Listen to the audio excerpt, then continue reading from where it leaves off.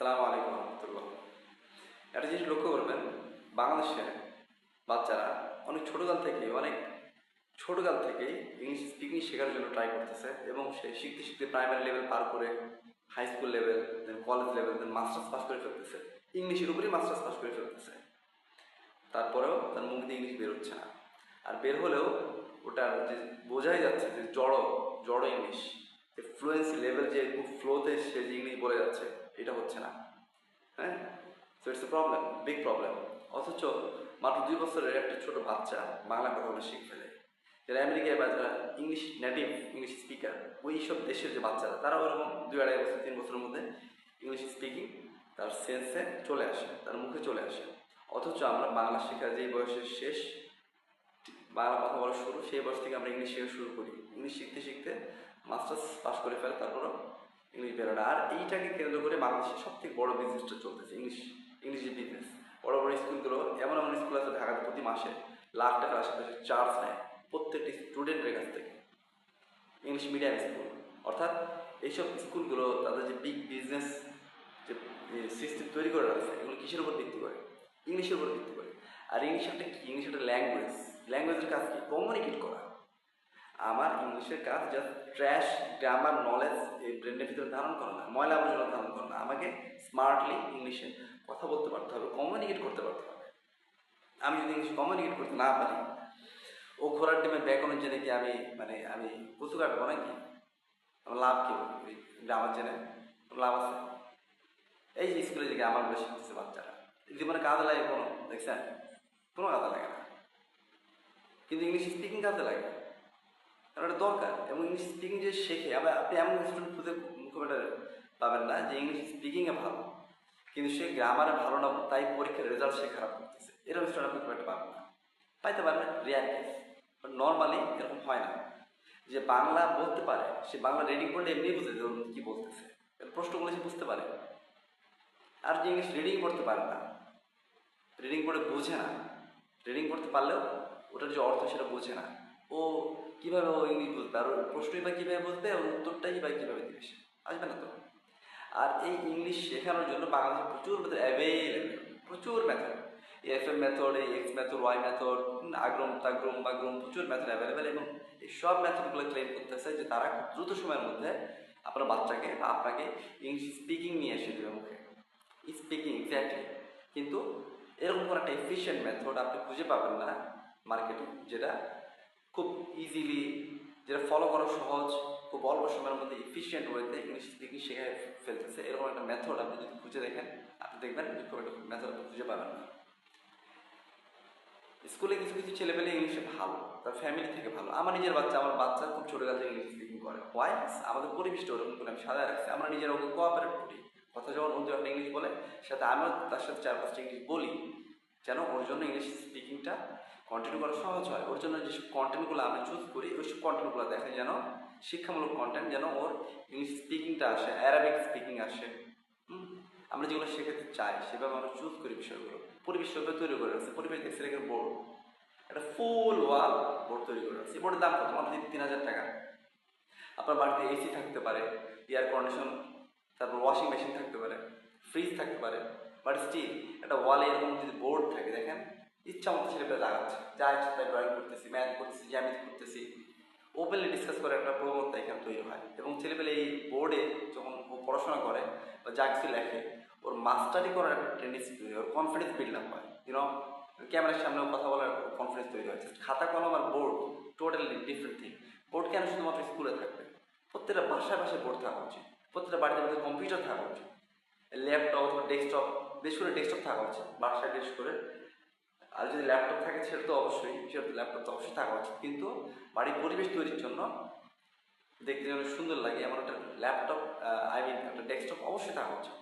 আপনার অনেক কিছু থাকতে পারে, কিন্তু আপনার বাসাতে যদি একটা বোর্ড থাকে, একটা যদি ল্যাপটপ থাকে, হ্যাঁ, আপনার বাচ্চাদের এডুকেশনাল ডেভেলপমেন্টের জন্য যদি যে এইসব ইনস্ট্রুমেন্টগুলো প্রয়োজন, সেগুলো যদি থাকে, যেমন ধরেন ভিডিও করার জন্য একটা ক্যামেরা স্ট্যান্ড প্রয়োজন, এটা প্রয়োজন জিনিসটা।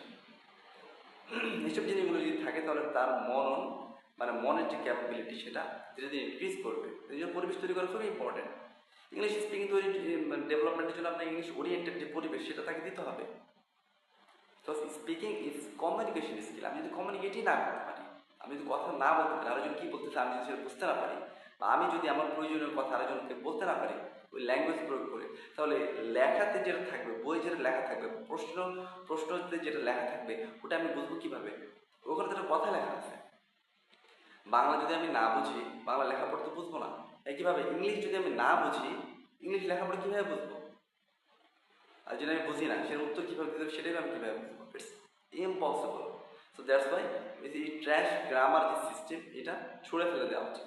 আগে গ্রামার না, আগে হচ্ছে ইংলিশ, আগে মুখে ফুটাইতে হবে ইংলিশ, তারপরে গ্রামার ট্রামার সব পরে। আগে মুখেও একটা বাচ্চা কী শিখে? আগে আগে লেখাপড়া শেখে নাকি? আগে আগে বাংলায় কথা বলা শেখে, ফিলটা ভিতরে ধারণ করা শেখে, দেন এভরিথিং এলস। যার ফিলই আসে না এখন পর্যন্ত, তো শুরুই হয়নি ওর ইংলিশ স্পিকিং, মানে ইংলিশের যে ফিল এটাই তো আসে না। বলবে কীভাবে? ইংলিশ ভালো করবে কীভাবে? আমি ক্লাস 4 থাকা অবশ্যই ইংলিশে ফেল। 5-এ উঠে আমার আব্বু আমাকে ইংলিশ স্পিকিং শেখানোর মাধ্যমে ইংলিশ শেখানো শুরু করলেন। মাত্র 2 মাসের মধ্যে আমার ইংলিশ স্পিকিং শুরু হয়ে গিয়েছে। কিন্তু তার থেকেও যে এখানে মানে আশ্চর্যজনক যে বিষয়টা সেটা হচ্ছে যে 5-এ উঠে আমি প্রথম মানে পরীক্ষা পার্টিসিপেট করি, সেখানে আমি নাম্বার ক্যারি করছি। আমি 4-এ থাকা অবস্থায় ফেল ছিলাম। 5-এ উঠে ইংলিশ স্পিকিং শেখানোর মাধ্যমে ইংলিশ শেখা শুরু করছি, এবং তখন যে আমি নাম্বার ক্যারি করছি 98 মার্ক ক্যারি করছি, শুধুমাত্র রচনাতে আমি 2 মার্ক কাটতে পারছি। তার মানে এইটাতে কী সাইন, মানে কী মিন করে? আমি যদি ইংলিশ স্পিকিং ভালো করি, ইংলিশটা আমার ভেতরে চলে আসে, তখন বই ইংলিশগুলো তখন আমার কাছে পান্তা ভাত, তখন রেজাল্ট করা ইজি, এভরিথিং ইজি। এই জন্য আপনার বাচ্চাকে ইংলিশ স্পিকিং শেখানোর ব্যাপারে সিরিয়াস হন, এবং যেই টিচারের কাছেই দেন না কেন, আপনি আপনার টাকা খরচ করতেছেন, আপনার কষ্টার্জিত টাকা আপনি পানিতে ফেলে দিবেন না কোথায় দিবেন? আপনার বাচ্চার ফিউচারের ব্যবসা আছে, ওটা সিরিয়াস। সো টিচার কী পড়াচ্ছে না পড়াচ্ছে সেগুলো তো আপনি খোঁজ নেবেন না। আমি ডাক্তারের কাছে গেছি কি ডাক্তারকে সালাম দেওয়ার জন্য নাকি? নেন স্যার, আসসালামু আলাইকুম, ভালো আছেন, এই কথা বলার জন্য নাকি? আমি ট্রিটমেন্টের জন্য গেছি। ও ট্রিটমেন্ট যদি ভালো থাকে পরবর্তী আমি আরেকজনকে রেফার করবো, আর ট্রিটমেন্ট যদি খারাপ থাকে ওর কাছে আমি যাবোই না, আরেকজনকে নিষেধ করবো, আর উল্টাপাল্টা কথাবার্তা বলবে লোকজন, তাই না? ব্যাপারটা এরকম। মাস্টারকে যখন আমি আমার বাচ্চাকে দিব, তখন আমি বলবো যে আপনি ইংলিশ স্পিকিং শেখাতে কতদিন সময় নেবেন, বা ইউজুয়ালি আপনি কতদিন সময়ের মধ্যে একটা অ্যাভারেজ বাচ্চাকে ইংলিশ স্পিকিং ফুটাইতে পারেন, মুখে ইংলিশ কথা বলাইতে পারেন আপনি, এ বিষয়ে খোঁজ নেওয়া উচিত। যে ম্যাথমেটিক্সের টিচারের কাছে আপনি দিচ্ছেন, খোঁজ নিতে হবে। নর্মালি আপনি এই বইটা সারতে কতটুকু সময় লাগে, এই বইয়ের যে আইটেমগুলো আছে এগুলো কমপ্লিট করতে আপনি কেমন সময় নেন? আপনি মার্কেট থেকে একটা জিনিস কিনবেন, আপনি যাচাই বাছাই করবেন না, কথাবার্তা বলবেন না, আপনি যাচাই বাছাই করে কথাবার্তা বললে দেন আপনি আপনার বাচ্চাকে সেখানে দেন। দেখেন, আপনি গার্ডিয়ান হিসেবে যদি সচেতন হন, ও টিচার সচেতন হতে বাধ্য। কারণ এই উল্টাপাল্টা মেথড দিয়ে তো হচ্ছে না, খালি গ্রামার দিয়ে ইংলিশ পড়াচ্ছে। তখন সে টিচারই খোঁজা শুরু করবে যে কী করলে আমার ইংলিশ স্পিকিং আমি শেখাইতে পারি, কী পরিবেশ তৈরি করলে ছেলেমেয়ে খুব সহজে স্পিকিংটা খুব দ্রুত শিখে ফেলে। মাত্র 6 মাস না, 3 মাস যদি টানা প্রত্যেক দিন এই আধা ঘন্টা করে একটা রুটিন তৈরি করা যায়, স্পিকিং রুটিন, স্পোকেন রুটিন, তাহলে দেখবেন মোটামুটি 3 মাসের মধ্যে ছেলেপেলে অনেক ইংলিশে তার ফিলে চলে আসবে। তখন ইংলিশটা বেরিয়েছি অনলি 3 মান্থ। কিন্তু এতই ট্র্যাশ সিস্টেম আমাদের মাথা দিকে আর কি, যেসব নেতা বা লিড পজিশনে যারা বসে আছে বা স্কুলগুলোর যারা লিডাররা আছে, এতটাই মানে কি বলবো, বাজে কথা বেরোয় আর কি, মাথায় কিছু নাই আর কি, কোনো টেকনিক্যাল আইডিয়া নেই একটা সিস্টেমকে কীভাবে ইঞ্জিনিয়ারিং মধ্যে ডেভেলপ করা যায় এই নিয়ে যে একটা নলেজ থাকবে, কোনো নলেজ নাই, জাস্ট ট্র্যাশ। সো এটা ডেভেলপমেন্টের জন্য আমাদেরকে সচেতন হতে হবে, আমাদের টিচাররা তাদেরকে সচেতন হতে হবে, গার্ডিয়ানদেরকে সচেতন হতে হবে, যারা টাকা খরচ করতেছেন তাদেরকে সচেতন অবশ্যই হতে হবে।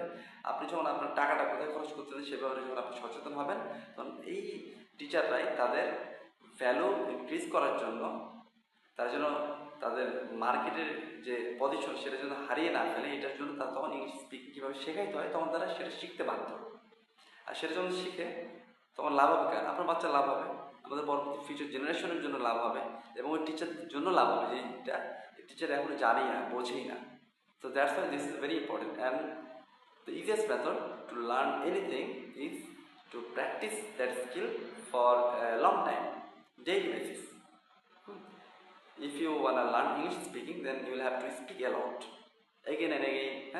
You will have to try more and more, again and again on English speaking. Then eventually, gradually, you will develop English speaking skill within very short time. এটা অনেক লং টাইম যে লাগবে সেটা এরকম না, কিন্তু আপনি যদি শুরু না করেন ইংলিশ পড়তে পড়তে সে বাচ্চা থেকে শুরু করে মাস্টার্স পাস করে ফেলবে, ইংলিশে মাস্টার্স পাস করে ফেলবে, তারপরে সে আজীবন ধরে বাচ্চাদেরকে ইংলিশ শেখাতে থাকবে আমাদের যে রেগুলার মাস্টারদের যে কোয়ালিটি এভাবে। তারপরও ওই স্যারও ইংলিশ মুখ দিয়ে বেরোবে না, আর ওই যার মুখ দিয়ে ইংলিশ বেরোয় না সে আবার আরেকজনের মুখ দিয়ে কীভাবে ইংলিশ বের করবে, বোঝার নাই? এই জন্য টিচারদেরকে এক্সপার্ট হওয়ার জন্য এখানে সবচেয়ে বেশি ফোর্স ক্রিয়েট করতে হবে। আর ফোর্স ক্রিয়েট করার বুদ্ধি হচ্ছে তার টাকাতে টান মারা। ফাইন্যান্সিয়াল ইস্যুতে যখন আপনি হিসাব নিকাশ বলবেন, টান মারবেন, তখন দেখবেন তরতর করে ডেভেলপ করবে। স্কুলে যেসব টিচার আছে এনাদেরকে প্রতি মাসে কোটি কোটি কোটি টাকা খরচ করতে যেসব টিচারদের পেছনে, অর্থাৎ আমাদের বাচ্চারা বেসিক স্কিলগুলোই পারতেছে। 9, 10-এর বাচ্চা 4, 5-এর ম্যাথ দিলে পারবে, এরকম আপনি খুব রেয়ার স্টুডেন্ট পাবেন, খুব অল্প কয়েকটা মানে প্রথম দিকে স্টুডেন্ট পাবেন যারা 4, 5-এর ম্যাথ 9, 10-এর বাচ্চাকে বা স্টুডেন্টকে দিতে পারে। Very sad. এটা ওই বাচ্চার দোষ না, 9, 10 ওই স্টুডেন্টের দোষ না, ওই প্রাইমারি স্কুল হাই স্কুলের যে টিচার প্যানেল, ফুল প্যানেলের দোষ। যে টিচার বাংলা মাস্টার হয়ে বা ইসলাম ধর্মের মাস্টার বা অন্য কোনো সাবজেক্টের মাস্টার, সে বলে যে আমি তো ম্যাথের টিচার না, আমি ম্যাথ পারি না, অথচ তারই বাচ্চা তারপর মানে এখন হয়তো জন্মগ্রহণ করে নাই, জন্মগ্রহণ করবে, সে ছোটোকাল থেকে ম্যাথ শিখবে, ইংলিশ শিখবে, তারপর একটা সময় দেখা যাচ্ছে মেডিকেল ইঞ্জিনিয়ারিংও চান্স পাবে। কিন্তু বাপ খালি বসে না, আমি তো বাবা বাংলার টিচার, আমি তো আর ম্যাথ পারি না, আমি তো ইংলিশ পারি না। ম্যাথ ইংলিশ পারাটা আবশ্যক সব টিচারকে। ম্যাথ কীভাবে শেখাইতে হয়, ইংলিশ স্পিকিং, ইংলিশ কীভাবে শেখাইতে হয়, এটা জানাটা প্রত্যেকটা টিচারের জন্য মাস্ট। যে টিচার এটা পারে না তার বাউন্ডারি মাইনাস করতে হবে। দেখবেন একটা নির্দিষ্ট পরীক্ষা নেওয়া উচিত টিচারদেরকে, একটা নির্দিষ্ট ইন্টারভাল পর পরীক্ষা নেওয়া উচিত, হয়তো 6 মাস বা 1 বছর পর পরীক্ষা নেওয়া উচিত। এই পরীক্ষাতে যদি কোনো টিচার 70%-এর নিচে নাম্বার ক্যারি করে, তো 70%-এর নিচে যত নাম্বার ক্যারি করবে, নিচে যতটুকু নাম্বার মানে পার্সেন্টেজ লেস নাম্বার ক্যারি করবে, তো পরবর্তী 1 বছর বা 6 মাস বা পরবর্তী পরীক্ষা পর্যন্ত তার বেতন থেকে তত পার্সেন্ট টাকা মাইনাস করা হবে। জাস্ট এই রুলসটা ফলো করেন, আপনি দেখেন উইদিন 1 ইয়ার সব স্কুলে মাস্টার এক্সপার্ট হয়ে যাবে। ভালো স্টুডেন্ট, স্কুলে চাকরি পাইছে, বুঝলেন না, অবস্থা আছে তো। এরা স্কুল পার করে আসছে, স্কুল পার করছে, কলেজ পাস করছে, অনেক ইউনিভার্সিটি পাস করছে, এমনিতে তো আর রেগুলার চাকরি পায় নাই, মগজ আছে, লেজি, টাকা নিয়ে বাড়ি চলে যাচ্ছে, কিন্তু স্কিল ডেভেলপমেন্টের জন্য কোনো কাজ করতেছে না। এবং স্টুডেন্টদের গ্রুপ করে বিভিন্ন টিচার বা টিচার প্যানেলের দায়িত্ব দেওয়া উচিত, আপনাদের প্যানেলের দায়িত্ব এই স্টুডেন্টগুলো, পরবর্তী ওই স্টুডেন্টগুলোর পরীক্ষার উপর রেজাল্টের উপর ভিত্তি করে সেটা একটা রেশিও করা উচিত, যে এই রেশিও যার রেশিও যেরকম হবে ওই টিচার প্যানেল বেতনের থেকে সেরকম নাম্বার মানে মানি কর্তন করা হবে। প্রয়োজনে সেখান থেকে বাইরে থেকে এক্সপার্ট, অ্যাডিশনাল এক্সপার্ট হায়ার করতে হবে, কনসালটেন্ট হায়ার করতে হবে, স্কুলিং সিস্টেম ডেভেলপমেন্টের কনসালটেন্ট হায়ার করে ওই টাকা থেকে ওই বাচ্চাদেরকে ট্রেনিং দিতে হবে, ট্রেনিং পারপাস খরচ করতে হবে। দেখবেন তখন তর করে টিচার ডেভেলপ করে। এবং শুধু তাই না, যে টিচার অনেক বেশি স্কিল যে বিষয়ের হাই ভ্যালু স্কিল যে টিচারের যত বেশি, তার বেতনের স্কেলও তত বেশি হবে। এরকম অফার দেন আপনি।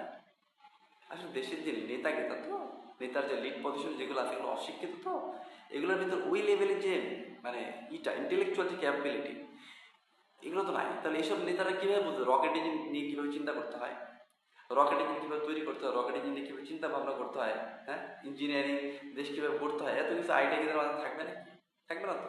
সমস্যাটা হচ্ছে এখানে। সো চেঞ্জ করতে গেলে আমাদের ফিউচার জেনারেশনকে স্মার্ট তৈরি করতে হবে, একদম বুলেট প্রুফ পাওয়ারফুল জেনারেশন তৈরি করতে হবে। এই জন্য আমাদের গার্ডিয়ানদের শক্ত হতে হবে, সচেতন হতে হবে যে আমাদের বাচ্চা সেকশনকে যদি আমরা ভেরি স্ট্রংলি আমরা বিল্ড আপ করতে পারি, তাহলে আমাদের ফিউচারে আমরা ভেরি স্ট্রং ফিউচার জেনারেশন তৈরি করতে আমরা পারবো। আদারওয়াইজ এই মূর্খই থেকে যাবে, সম্ভাবনা ডেভেলপ করা। Okay, that's it for now. I will talk with a lot of topics another time. Till then, Allah Hafiz. Assalamu alaikum wa rahmatullahi wa barakatuh.